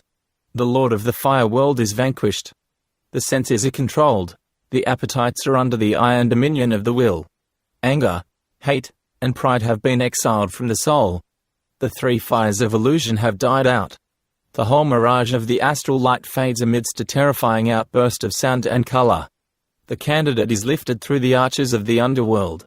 He passes quickly through the monsters that dwell on the boundaries of excess. The cruciform sword scatters the foul throng of darkness. Upward and upward, through the numerous layers of the globe, the orbits of the interior stars, the neophyte rises, after his 3 days. Degrees, in the darkness of Hades. The stone is rolled away, and at last, with a burst of glory, he rises into the light of day, the air sphere where dwells the mind which must be conquered next. The alchemical philosophy is evident. The circular space is a distilling vessel which stands in the midst of the furnace flame. The serpent represents elements within the retort, and the candidate portrays other elements which have the power to dissolve and corrode the serpent. The rising of the candidate upward through the walls of the globe here signifies the vapors which, ascending through the long neck of the distilling vessel, escape from the heated inferno below. Section V, Figure V, page 50. The strange bird hovering above the altar fire is the sacred ibis, symbol of Thoth, the Egyptian god of wisdom and letters, and the patron of alchemy. It is the volatile philosophical Mercury which can remain in a suspended state only when in the midst of the flames. By the philosophical Mercury we must understand the regenerated principle of intellect, mind rendered truly luminous by the flame of inspiration. In its beak the bird carries a green branch, the acacia of Freemasonry, the symbol of rebirth and immortality through spiritual enlightenment. The black feet and wings signify the earth principle, the silvery body the water principle, the red head the fire principle, and the golden neck the airy principle. The spiritual bodies of the elements are thus united in a philosophical creature, the bird of the wise men, the phoenix. Beside the bird and the altar is an elaborate candlestick, its base formed of twisted serpents, Ida and Pingala. The upper end of the candlestick terminates in a lotus blossom from which rises a lighted taper. This is the soul light, the inner radiance which reveals the secret of the bird. As man's external existence is lighted by an external sun, by which he perceives all temporal concerns, so his internal existence is illuminated by the light of the soul, the radiance of which renders visible the workings of the divine mind within. The inscription beneath reads, "To the strong is given the burden." This refers to the qualifications for adeptship. The great truths of life can be conferred only upon those who have been tested in the essentials of character and understanding. In the panel above, the reader is instructed to kindle a fire upon the high place, that the sacrifice may be borne upward to the desired one. The symbolism is borrowed from the ceremonials of the old Jews. Upon the altar of burnt incense a fire was continually burning. This is the fire of holy aspiration which consumes the base elements of the body and transmutes them into soul qualities, symbolized by the incense fumes, and these ascend as evidence of the spiritual covenant between aspiring humanity and its creator. The panel to the right describes the ceremony which accompanies the building of the sacred fire. The one on the left is part of a ritual, in substance as follows: when the years of this existence are done, and the soul, outbreathing at death, approaches the gate of immortality, may the bird bear it swiftly away to the abode of the wise.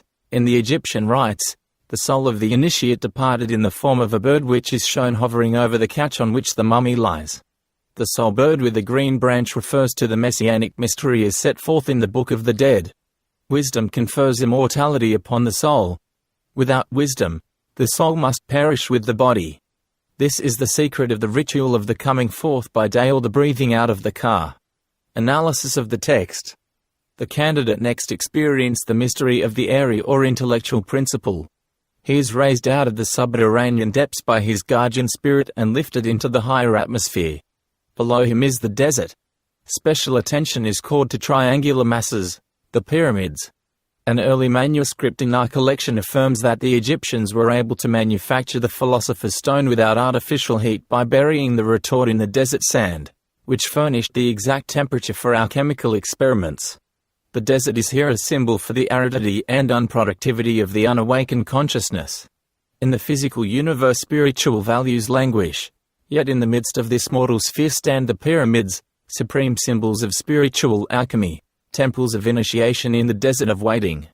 It is significant that the atmosphere of Egypt is peculiarly conducive to the perpetuation of ancient monuments of learning which, when moved from their rolled footings, rapidly crumble away. Thus, material life, the desert, is a natural laboratory in which the supreme chemistry is accomplished through suffering and aspiration. The account of the rising and falling of the candidate through space relates to the alternations of the substances in the retort by which they pass through a cycle of attenuation and precipitation, to be finally drawn off through the neck of the vessel. Holmes uses this figure to set forth the mystery of rebirth, the periodic alternation of the soul from a temporal to a sidereal condition, and its final liberation through initiation. Reaching the upper extremity of the intellectual sphere, the candidate is incapable of further function, and swoons.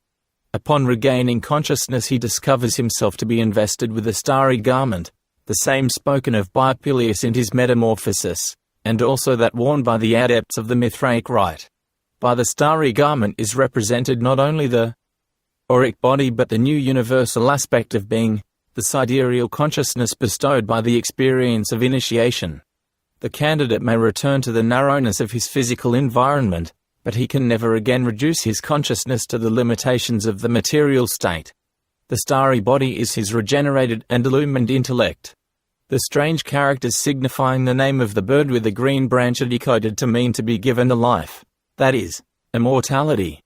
The name of the altar reads, the crown, Ketherand is decoded, when shall be the gate of entrance, together, the two phrases mean, immortality shall be conferred at the gate of the house of wisdom, the name of the torch is light, but translated. The characters read, the durnir shall be hidden away and forgotten. This coin of the prophet should be understood in the sense of the suit of coins in the tarot deck, for this suit represents the material body over which the symbol has rulership. The statement may then read, the body of the wise man shall be concealed. This thought was faithfully followed by the old adepts. The tombs of the initiates have never been discovered, and in the famous Rosicrucian cemetery the resting places of the brothers are marked only by the rose. During the initiation ceremonies, which took place in the invisible worlds, the physical body of the neophyte was hidden in a secret place where no disturbing forces could reach it while the soul was exploring the mysteries of Amenti. Body here also represents personality and the whole personal sphere of life which must be cast aside and forgotten. Also the personal ego which must die or be buried that the universal self may be born from its seed. Section 6. Figure 6, page 54. The altar which our author describes as being composed of the four elements is triangular in shape. From this circumstance two sacred numbers are produced, the square, 4, plus the triangle, 3, equals 7, and the four elements of the altar multiplied by the triangle equals 12. From this the composition of the world is made apparent. Nature is a triangular arrangement of four elements, and the divine world, of which the zodiac is a proper symbol, consists of these elements multiplied 3 times, or in their 3 primary states. The altar is the human body, its material parts, the square, are arranged in the spiritual order, a triangle. Upon the altar are the 3 symbols from the previous diagram. They are so placed as to form a triangle, and we must understand them as salt, sulfur and mercury, body, spirit, and soul. In the air above the altar is the crux and siddha, the symbol of generation and fecundity. This may be considered as copper, the metal of Venus, and a symbol of the reproductive energy of the soul. Venus is the Lucifer of the ancients, the light-bearer, the star of self-knowledge. This symbol must remind the sage that the power to multiply is common to both the internal and external man. As bodies generate bodies, so the inner body, the soul, generates the archetypes of personalities. By alchemy, wisdom perpetuates itself by applying to its own peculiar purpose is the same laws by which forms are perpetuated in the corporeal sphere. The whole figure is a symbol of spiritual generation, the mystery of Melchizedek, who is his own father and his own mother and is above the law. It sets forth perpetual reinodization by the use of the stone. It tells of the very power, which Street Germain himself possessed, of continuing from century to century by means of the subtle elixir, the secret of which was known only to himself and his masters. First, the three parts of the composite man, spirit, soul, and body, must be brought into equilibrium, and from this equilibrium is born the homunculi or crystal man. This man is an immortally generating ego capable of precipitating personalities at will, yet itself unchanged by these personalities and unlimited by them. Instead of the soul living in the body and prisoned by its limitations, a new condition is established: the body lives in the soul. To the adept, the physical form is but an instrument for the expression of consciousness, intelligence, and action, represented by the candle, the bird, and the burning altar. Analysis of the text. This part contains some of the most beautiful symbolism in the entire manuscript. The candidate, having transcended the four elements, now continues into the sphere of high causations, where he is instructed in the great Kabbalistic principles by which the universal integrity is preserved. The palace is the archetypal sphere, Plato's world of ideas. The simple geometric arrangement reveals the divine harmony. The doors of the archetypal world swing open and the hierophant of the order comes forth. It is he who is called the master of the hidden house, the initiator, the keeper of the keys of Thoth. Alchemy is a religion of fire, as is also Zoroastrism. The Magus therefore wears the insignias of Zoroaster and speaks in the language of the fire prophet. The names which the hierophant gives to the bird, the torch and the altar are the same as those given in the preceding section. In company with the initiator, the candidate enters the immense temple, whose 360 columns leave no doubt as to its identity with the universe. The altar already described, being the threefold cause of the material sphere, is placed in the center of the great hall. The hierophant next informs the disciple as to the new names which have been bestowed upon the sacred objects. Thebat is called Damphika, which is interpreted to mean that a mother shall bear the likeness, or double. This is a reference to the Immaculate Conception and to the secret doctrine as the mother of the adepts. The name for the altar appears to be the word for priest but refers to the initiator as the one through whom the disciple is born in the second or philosophic birth, a mystery more fully explained in the name of the torch. The hall is called sky, the firmament, but involves in the formation of its characters the Kabbalistic admonition, worship the glory which is to come. The triangular altar is Athena, a self-feeding digesting furnace used by the alchemists. But the word may be divided into two. The first part then means immortality and the second, the four quarters of the heavens. The 81 thrones placed within the palace of the sky, each at the top of 9 steps, are of great significance. The Rosicrucian mysteries consisted of 9 lesser and 3 greater rites or degrees, a system which may be traced directly to the Kabbalah. Out of Kether, the universal crown, issue the 9 Sephiroth, and from each of these in turn issue 9 others. 9 is the sacred number of man, and in the old Kabbalah, Adam, ADM, is the numerical equivalent of 4, and 40, numbers whose sum is 9. The symbolism of the 9 is continued throughout mystical literature. The Eleusinian mysteries were given in 9 nocturnal ceremonials to represent the months of the prenatal epoch. By Kabbalistic addition, 81 equals 9, and the thrones signify the 81 branches growing upon the great world tree. The schools of the lesser mysteries are patterned from the universal harmony, and here we see set forth the arrangement of the secret brotherhood. The name for the Great Hall is repeated in the text at the point where the venerable members of the school enter and take their seats. The disciple receives his philosophical name. He is called the Wise Man, and the words mean, to be the face or manifester of the Most High. The 9 masters of the lodge then bestow their gifts. The first gives a cube of grey earth representing the element of earth, the second, 3 cylinders of black stone, the 3 phases of the moon, the third, a rounded crystal, Mercury, the fourth a crest of blue plumes, Venus, the fifth, a silver vase, the Sun; the 6th, a cluster of grapes, Mars; the 7th, a bird, Jupiter; the 8th, a small altar, Saturn; and the 9th, a torch, the fixed stars. For the understanding of the significance of these gifts, consider the following fragments from the Pyramida of Hermes relative to the ascension of the soul through the 9 spheres and its return to the lords of each of these spheres. The gifts, all imitations which are imposed by the laws of generation. After the lower nature has returned to the brutishness, the elements, the higher struggles again to regain its spiritual estate. It ascends the 7 rings upon which sit the 7 governors and returns to each of their lower powers in this manner. Upon the first ring sits the moon, and to it is returned the ability to increase and diminish. Upon the second ring sits Mercury, and to it are returned machinations, deceit, and craftiness. Upon the third ring sits Venus, and to it are returned the lusts and passions. Upon the fourth ring sits the Sun, and to this lord are returned ambitions. Upon the fifth ring sits Mars, and to it are returned rashness and profane boldness. Upon the sixth ring sits Jupiter, and to it are returned the sense of accumulation and riches.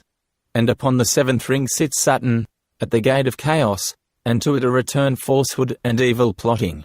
Then, being naked of all the accumulations of the 7 rings, the soul comes to the 8th sphere, namely, the ring of the fixed stars. Here, freed of all illusion, it dwells in the light and sings praises to the Father in a voice which only the pure of spirit may understand. The name for the cube of grey earth relates to the mystery of the spiritual birth. That of the 3 black cylinders is selflessness, that of the rounded crystal signifies the end of the ages or the cycles, that of the blue plumes is Aquarius or the leg of the great man, that of the silver vase is the birth of the spirit, that of the grapes is regeneration, that of the bird, they who live in the light or truth, that of the altar, the fruitage of virtue, or ultimate good, and that of the torch the springing forth, the Egyptian coming forth by day, the completion. The 9th mystery. That the torch is really a symbol of the sphere of the fixed stars and of the corresponding strata of the human soul is further proved by the fact that the manuscript tells us that it is composed of brilliant particles. The mastery of the 9 parts of the soul constitutes the completion of the lesser mysteries and the full control of all bodily faculties, functions, and powers. The 3 greater mysteries lie beyond and are still symbolized by the bird, the torch, and the light. The lesser mysteries are rituals of self-control and purification. The greater mysteries are rituals of creation. In 9 processes man purifies himself, but only to the few are given the keys of the threefold creative mystery, the creation of form, the creation of thought, and the creation of consciousness.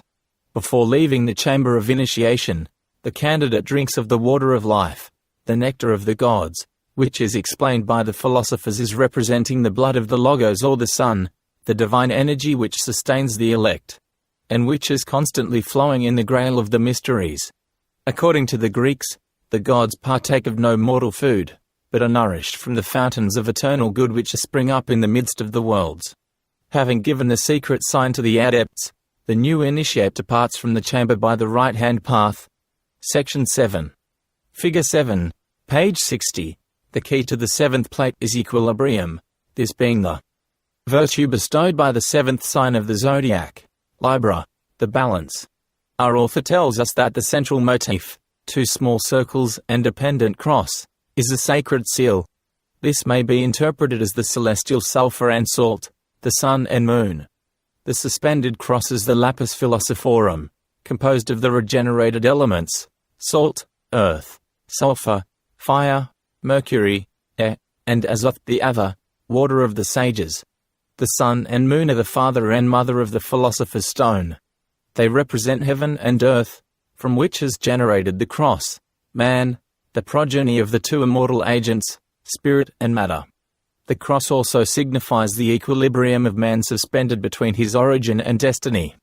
The arrangement of the figures indicates the adept in whom the union of all opposites has been effected. The initiate is the rational androgyne. Surrounding the central part of the symbol are 2 circles of figures. The inner circle is composed of cuneiform cheric tears, the outer, of hieroglyphics derived from several ancient languages, arranged in a manner entirely arbitrary, and undecipherable without the original key. The circle of cuneiform characters must be interpreted by discovering the Hebrew equivalents of the arrow-pointed letters. The text is apparently prophetic, and at first reading may seem to refer to the cosmic change which arises from the tipping of the celestial balance. In reality, however, the material deals strictly with changes which are to take place in the soul of the initiate. The cuneiform Hebrew reads as follows, probably continuing from the outer circle of hieroglyphic text, and is the outbreathing of everlastingness. Know that place, sign or symbol, probably a zodiacal constellation, to be the end of the ages. The leg, Aquarius, probably referring to the Aquarian age or cycle, is the beginning of the destruction. In the zodiacal cycle of adeptship, Aquarius is the symbol of the final disintegration of the personality, for beyond it lies only Pisces, the nirvana. Street Germain's manuscript also describes an axe, not shown in the illustration. This is the instrument of separation, and would agree exactly with the interpretation of the figure. This whole device is suspended between two pillars of green marble. These may well be the Jachin and Boaz of Freemasonry. Students of the Kabbalah will remember the third column which united these two, and which, like the Great Seal in this figure, represented the adept whose perfected constitution united wisdom and generation, the law and the prophets. Analysis of the text. The initiate again assumes the attributes of the alchemical substance from which the universal stone is to be prepared. The entire section is devoted to processes of purification, consisting of 3 baths. As the result of the first bath, the water in the steel vessel becomes discolored with the impurities given off by the philosophical matter. In the second bath, the elements of the stone are impregnated with a mysterious reddish liquid of an extremely corrosive quality. In the third bath, the corrosive principle is washed away. These 3 processes, which require 16 days, completely purify the matter, which then passes on to its next augmentation.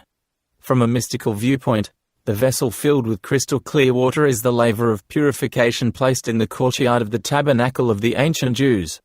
The high priests who served the Lord must cleanse themselves with the water from the laver before they could perform the sacred duties of their office. The ceremony of baptism is but the outer symbol of the inner truth. The absolute cause of all things in its impersonal and utterly diffused condition was regarded as a vast ocean filling all space. The Germain, which is the divine fiery water, the outflowing of the Word of God, descends from the divine presence. Dividing in the middle distance between spirit and matter, it becomes solar fire and lunar water. This Germain was known to the alchemists as the universal mercury, and is called Azoth, the measureless spirit of life. This spiritual, fiery, original water passes through Eden, which in Hebrew means vapor, and pours itself into 4 main rivers, the elements which are the conditions of the universal mercury. This is the tincturing water by which the righteous are baptized. It is this water, the universal mercury, the solvent of the sages, by which the spiritual baptism is given. He who is immersed in this water, or who receives the heavenly Germain into himself, becomes cleansed and purified. This Germain contains within itself the twofold baptism. Its lunar power baptizes with water, the baptism given by John the Baptist, but its solar principle baptizes with fire, the messianic baptism.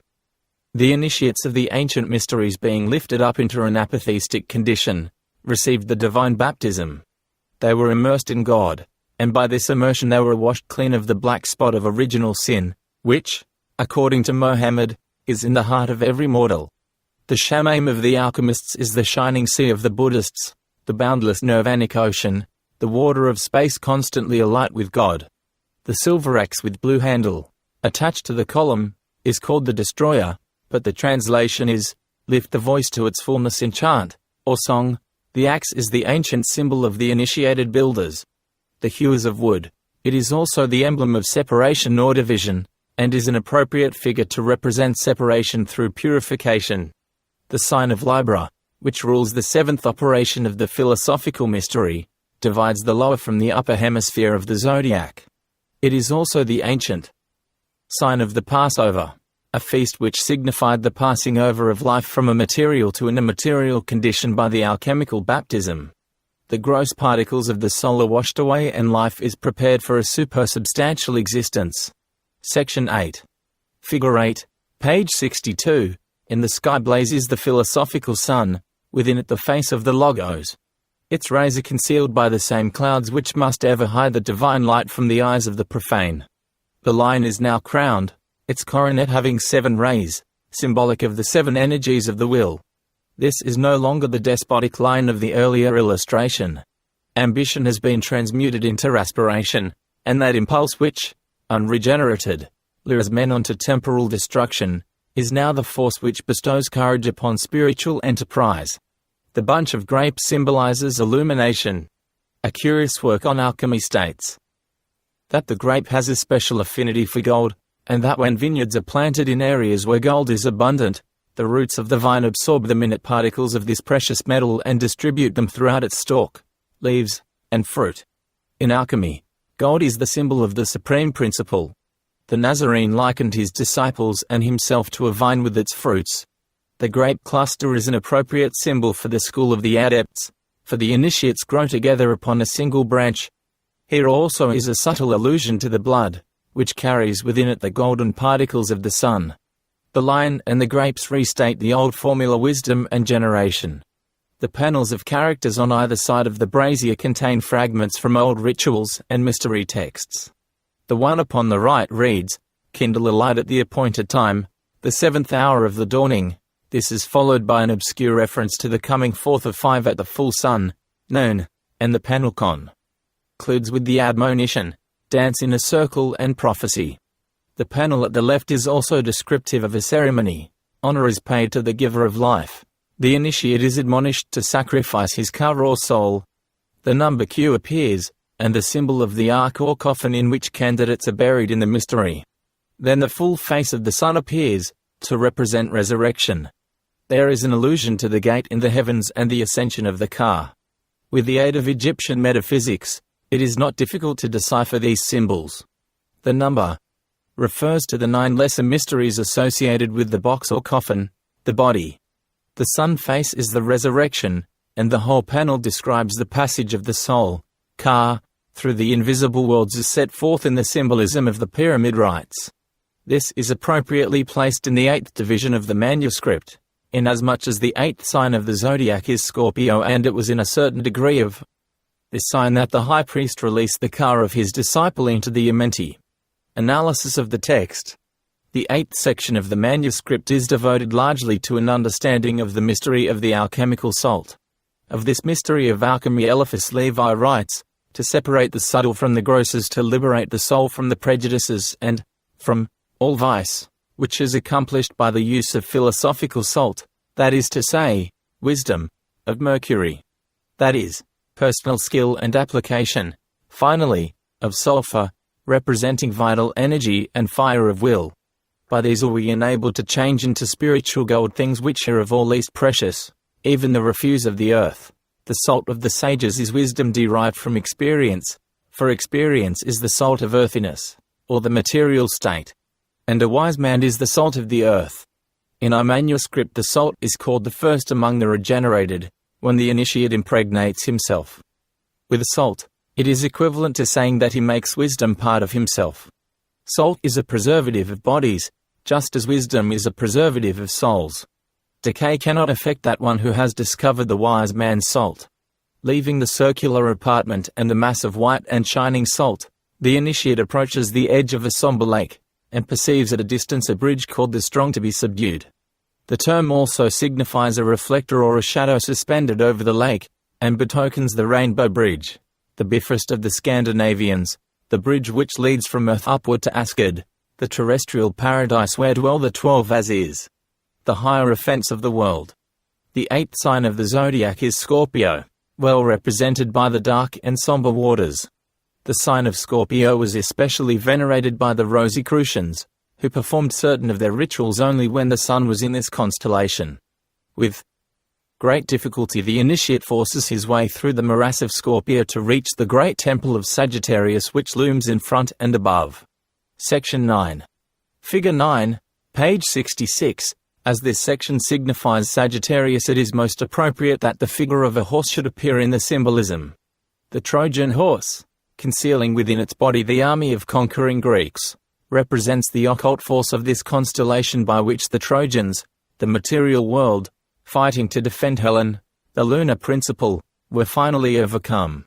In astrology, the ninth house, which corresponds to Sagittarius, is the house of the sacerdotal class, the priesthood, or the mysteries. The hollow horse with the men inside is, therefore, the temple and its adepts. In our figure, an unusual application is made of this symbolism. A corpse is falling from the horse.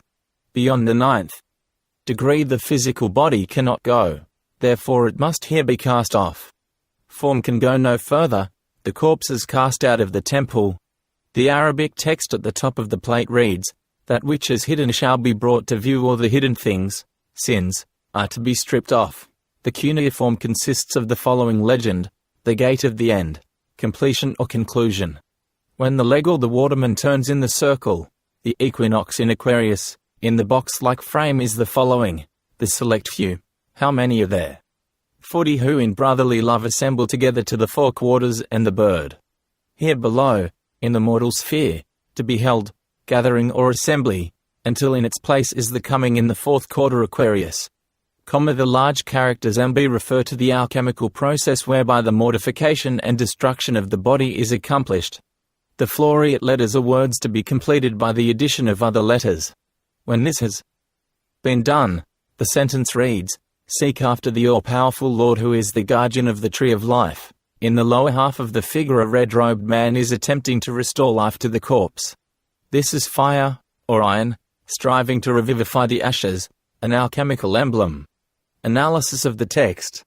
In the ninth step of the ritual, the initiate comes face to face with the last great enemy, death, which must be experienced, understood, and overcome. In the gloom of the great chamber with its ebon walls, he perceives the strange horse of Troy. Here is putrefaction, the end of all ignorance and the gate of life. The initiate spends 9 days in the contemplation of this mystery, and is about to take up some of the foul and disintegrating substance lying piled in a corner, when he is warned by an invisible voice that the time has not yet come.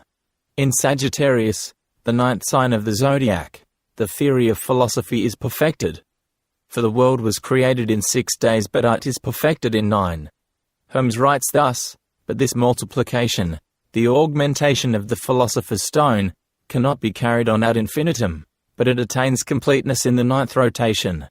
For when this tincture has been rotated 9 times, it cannot be exalted any further, because it will not permit any further separation.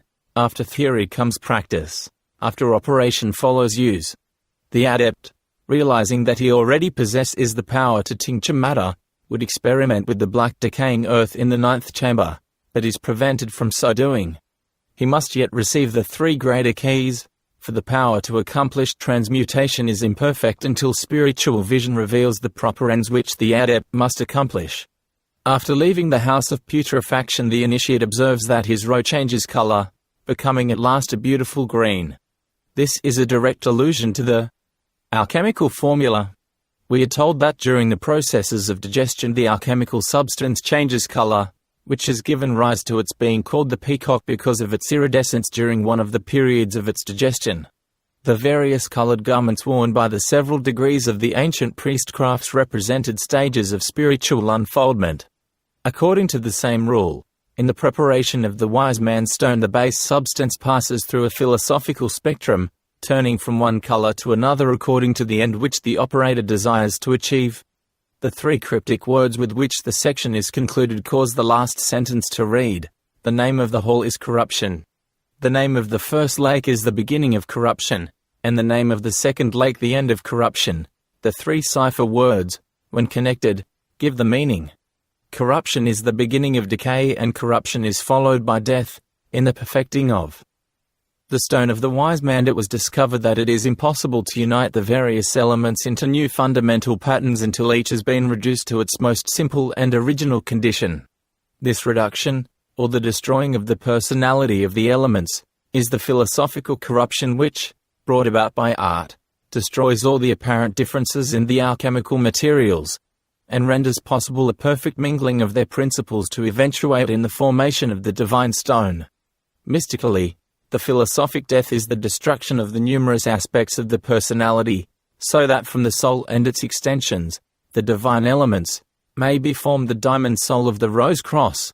Section X, Figure X, page 70, a man robed in a green garment edged with gold, and bearing a lance, is arising amidst vaporous clouds from an open sarcophagus. Above the human figure is suspended a golden crown of light. The whole symbolizes the annual rebirth of the sun in the 10th zodiacal sign, the winter solstice in Capricorn. As the 10th month of the philosophic year, this hieroglyph sets forth the first of the three greater mysteries which are presided over by the constellations of Capricorn, Aquarius, and Pisces. The drawing depicts the final victory of the spiritualized soul over the limitations of the bodily tomb. The green garment reveals the adept to be clothed in his illumined soul, which is under the rulership of Venus. The breastplate bears upon it cryptic letters which mean life. The initiate has achieved immortality. For him the tomb will be forever empty. He has become one of that small band of the enlightened whom death is forgotten. The Arabic characters on the lid of the coffin admonish the elect that they should seize upon a certain undesignated mystery when the sixth sign or age is to be the breath. These words evidently refer to the parts of a ritual. That which is to be seized upon is the master secret of alchemy.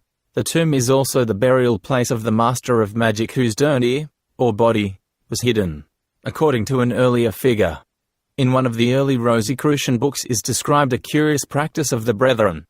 They are said to have periodically retired into their glass eggs, where they rested for a certain number of years, after which they broke through the walls and emerged again. This allegory in turn alludes to the periodic withdrawal of the mysteries from society and their reappearance after a certain time has passed. From the inscription we are led to infer that the periods during which the secret brotherhood comes forth from its obscurity are regulated by the astronomical cycles of the zodiac. We may read from the symbols, "When the sixth sign is the life-giver I will come forth." The hieroglyphics in the panel at the top of the page are descriptive of the philosophic resurrection. They read in substance, "To be freed with a shout of joy when the downpouring of the Holy Spirit descends." There is also mention of a covenant of blood with the one at the time of the fourth quarter, that is, the waterman with a face, Aquarius. Analysis of the text. Death is followed by resurrection. Man must die many times in order that he may finally achieve immortality. The butterfly which decorates the portals of the alabaster palace indicates clearly that the mystery of rebirth is the subject of the 10th initiation. The three stages through which the butterfly passes in its unfoldment correspond to the 3 degrees of the mystery school, which degrees are regarded as consummating the unfoldment of man by giving him emblematic wings by which he may soar to the skies. Unregenerated man, ignorant and helpless, is symbolized by the stage between ovum and larva, the disciple, seeking truth and dwelling in meditation, by the second stage from larva to pupa, at which time the insect enters its chrysalis, the tomb of the mysteries. The third stage from pupa to imago, wherein the perfect butterfly comes forth, typifies the unfolded and enlightened soul of the initiate rising from the tomb of his baser nature. See my encyclopedic outline of symbolical philosophy. The threefold mystery of the butterfly is further suggested by the triple colonnade separated by aisles and passageways. The cryptic name of the hail indicates that it symbolizes the life cycle and also the sphere of retribution. Translated, it reads, "At the outpouring of the Almighty, the persecutors or the adversaries shall be shut up and overcome." Von Welling, in his opus, describes how the rebel angels, the elementary spirits, were locked in the dark elements of the material universe as punishment for their rebellion.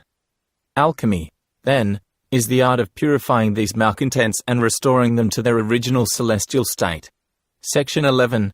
Figure 11, page 72, as the 10th illustration represents the final liberation of the divine man from his physical limitations, so the 11th depicts the attempt of the intellect to break away from bondage to the animal soul.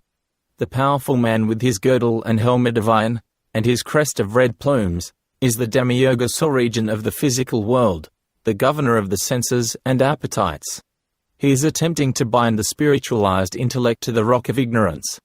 The handsome youth bearing the caduceus is the philosophized intellect. The mastery of thought, which makes the mind a servant of the spiritual self, is the 11th step of the old rite. The whole phenomenal universe against which the neophyte has struggled through his 11 strange and arduous adventures is personified in the red-plumed man. Here the world is making its last effort to hold the escaping Superman. The effort is vain. No chains forged of earth can restrain or bind the philosophical Mercury. We are told that in the alchemical processes this subtle essence can seep through an iron vessel, the warrior, or through glass or porcelain, and vanish, in spite of every effort to capture its quintessence. The 11th figure contains numerous extraordinary and impressive hieroglyphics. The characters on the shield include a crossed scythe and scepter, signifying death and resurrection, or mortality and sovereignty. There is also the axe blade, the hieroglyph of the hewer, the builder, or the geometrician. The smaller hieroglyphics mean egg and cave, and the lunar crescent may symbolize either a lunar quarter or a gateway. These symbols unquestionably refer to steps in the initiatory drama. The words in the panel at the top of the figure may be translated, to be the sign of the leg with everlastingness, to pour out and to be the herald of destruction. The thought is evidently prophetic, referring to the destruction of the unrighteous in the sign of Aquarius, the constellation which rules the 11th section of the work. The writing below the figures is purely mystical. It is given that the evil shall be trodden out in the 6th portico, the soul, in its spiritual cycle of regeneration, crosses from the lower to the upper hemisphere of the zodiac at the end of the 6th sign, Virgo, or the Virgin. This Virgin is the mother of the Messiahs. As physical generation begins in Aries, so the generation of the wise begins with the mother, the mysteries, from whom they are born into the celestial hemisphere. The old order cannot proceed beyond the 6th gate, for the 7th is that of the new man or the second birth, a mystery hinted at in our inscription. Analysis of the text. The initiate, departing from the palace of the resurrection, sees fluttering before him the mysterious bird and figure which now, however, has the wings of the butterfly added to its own. The Kabbalistic meaning of the bird's name is, a mother shall bear the likeness. The intellectual energy of the Hermetic ibis is now perfected by soul power, represented by the diaphanous wings of the butterfly. Apuleius created the psyche myth as a method of setting forth the Hermetic marriage or the union of the reason with the perfected soul. This is the second greater mystery, the accomplishment of the philosophic androgyne, in which the male and female principles of wisdom, represented by the ibis and the butterfly, are united in one creature. The initiate is told to seize and affix the symbolic bird. For 9 days, degrees, the adept pursues the bird, which he finally forces to enter the tower named corruption. The symbolism then continues, clothed in alchemical terms. The tower is the vessel for further digestion, through which the elements of the stone must pass before their final perfection. The initiate drives a steel nail through the wings of the bird. The name of the nail is an admonishment to make haste and complete the operation. The bird is therefore crucified to the wheel, as was the dove of Semiramis, or Ixion. The name of the hammer means to come forth and be manifest, an allusion to the strength of will with which this final operation must be accomplished. Alchemically, the substance represented by the bird begins to gleam in the retort. The luminous quality intimates that the soul power of the stone is beginning to shine triumphantly and that the arduous operations of the alchemist are about to be rewarded. The initiate departs. Having completed the 11th mystery and fixed the power of the soul bird so that it can no more depart from him, he passes out between 2 great pillars, and finds himself once more in the Hall of Wisdom. Section 12. Figure 12, page 76. The pilgrimage of the adept is at last completed. In the heavens blazes the philosophic sun, a triangle surrounded by a circle and a square, representing the union of the diversified elements of nature into one divinely radiant and effulgent power. The female figure is Isis, her body being no longer concealed by the black garment as in the second picture. She is nature. With one hand she points upward towards the divine light which is her own source, while with the other she carries 3 globes emblematic of the perfection of art, the supreme hermetic alchemy. The globes contain the 3 parts of the philosopher's stone, bound together by gold rings. The large strong man is the initiate himself. Through the meshes of his golden armor protrudes the blue undergarment, his starry cloak. In his hand he carries a white wand ornamented with magical characters. This is the insignia of his rank, the baton of the adept. The time for the 12th and last step in the initiation is at hand. The crown which was previously in the heavens is now upon the initiate's helmet. Isis springs into the air, lifting with her the new master. Nature, the heartless destroyer of the ignorant, is the gracious servant of the wise. Led by nature herself, and lifted by her from an earthly state, the wise man ascends into the presence of the three masters of the universal lodge whose radiant sun blazes in the sky. In the 12th zodiacal sign, Pisces, the nirvana is accomplished, the stone is projected, the secrets of nature are revealed, and the initiate soars upwards. With the triumphant declaration of the masters, consummatum estate. Analysis of the text. The initiate now identifies himself again with the alchemical matter and enters a crystal retort resting in a sand furnace which keeps it constantly at a gentle heat. The name of the hall is a place where drops trickle, the basin sustaining it is the desert of blazing fire, or the agent which enables the drops to escape. From the bottom of the glass retort, vapors are constantly ascending. The adept is lifted up, and after 36 days is borne to the upper part of the globe. The heat being reduced, he descends, and discovers that the color of his garment has changed from green to brilliant red. The solution in the alchemical retort, if digested a certain length of time, will turn into a red elixir, which is called the universal medicine. It resembles a fiery water, and is luminous in the dark. See The True Way of Nature by Hermes. The adept himself is now the universal medicine. He is the very substance which is for the healing of the nations. His crimson garment is the vestment of the red elixir. He has become the ruby diamond. After gazing upon a hieroglyphical picture, by which his instruction is perfected and completed, the new master of the great work finds himself again in the Hall of Thrones in the wise man's house. He beholds the bird, the altar and the torch united into one spiritual body. Heaven, earth, and man have been united by the indissoluble bonds of hermetic wisdom. The projection of the stone is the final testing of the completeness of the work. The adept strikes the golden sun, shattering it into fragments. In his role of the ruby diamond, the initiate then touches each of the broken parts and they too become suns as glorious as the original. The sun here represents the germ of the universal gold or the divinity present in all natures.